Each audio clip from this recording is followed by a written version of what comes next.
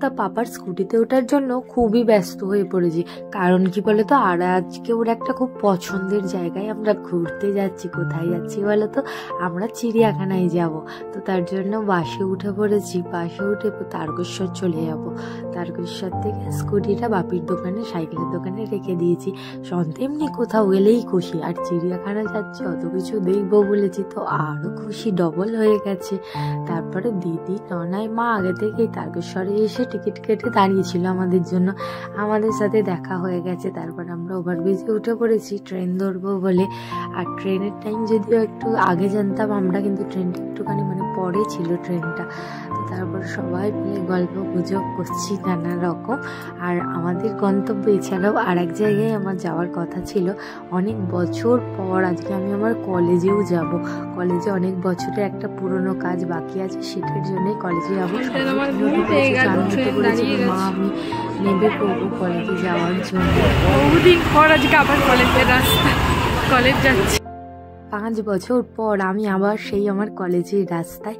আজ তোমাদের আমি আমার কলেজ দেখাবো। আমি পড়তাম বেলুড়ে, যে হাওড়া ডিস্ট্রিক্টের বেলুড়ে লালবাবা কলেজে পড়তাম। তো এটা তারই সামনেটা। এখানে আমার বেশিরভাগ টাইম কেটেছে তাড়াহুড়োর মধ্যেখানে, কারণ আমি কলেজে একদমই সময় নষ্ট করতাম না। ট্রেনের টাইমে ক্লাসের টাইমে আসতাম আর চলে যেতাম। বেসিক্যালি আমার কলেজটা স্কুলের মতো হয়েছে। আর আজ আমি কলেজে স্পেশাল ট্রিটমেন্ট পেয়েছি শুধুমাত্র আমার মেয়ের জন্য, যেটা আমি কলেজ লাইফে কোনোদিনও পাইনি। যে স্যারগুলো দেখছো বা করে দিয়েছে আমাকে, আমি যে কাজটার জন্য গিয়েছিলাম সার্টিফিকেট নেওয়া ছিল কলেজে। আমি 2019-এ পাস আউট ছিলাম, আর 2024-এ সার্টিফিকেট নিতে গেছি। যদিও লকডাউনের জন্য আমাদের 21-22 থেকে মনে হয় দিচ্ছিল, কিন্তু আমার মেয়ে যেহেতু ছোটো ছিল আমি একদমই যেতে পারিনি।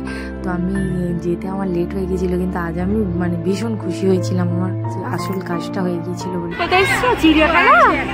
চিড়িয়াখানা দেখতে এসছো? আজকে আমরা চিড়িয়াখানায় এসেছি। চলো। চিড়িয়াখানায় সেদিন অনেক ভিড় ছিল, অনেক সবাই ঘুরতে এসেছিল। যেহেতু স্যাটারডে ছিল সেই জন্য ভিড়টা হয়তো বেশি ছিল, কারণ অনেকেরই ছুটি থাকে।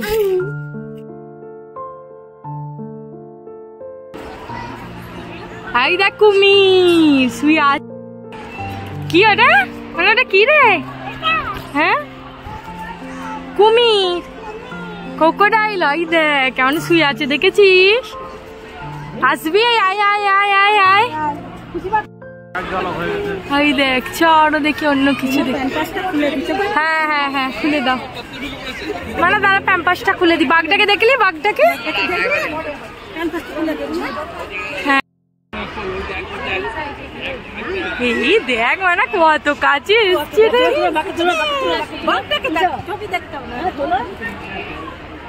দেখেছিস বাঘটা? দেখেছিস বাঘটা কেমন করছে রে? ওই দেখ ওই দেখ ওই দেখ পাখি। আমার ব্যাগটাকে খেতে আসছে, দেখেছিস?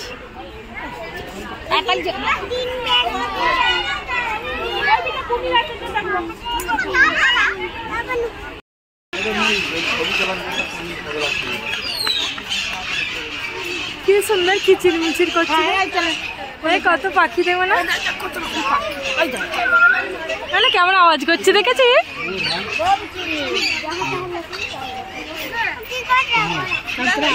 পায়রাও আছে। উপরে শুয়ে আছে, দেখেছি? ওই দেখ, দেখতে পাচ্ছি?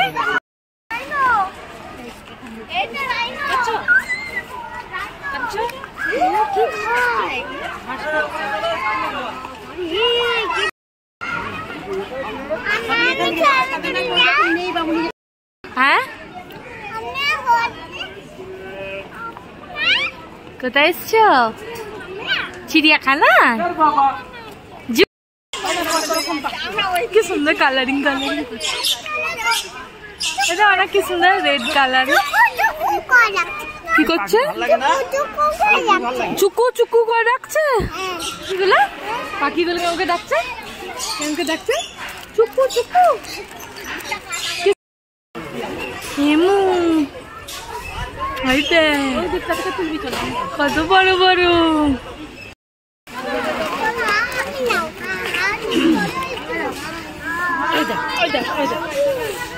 জলে মাছ জলহস্তি হাতি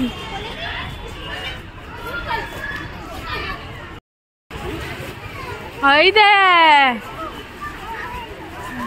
হাতিগুলো কি করছে দে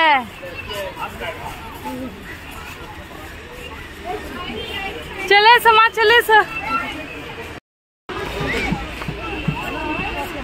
চিড়িয়াখানা ঘুরে আসছেন তা বেজায় খুশি, অনেক কিছু দেখেছে আজকে।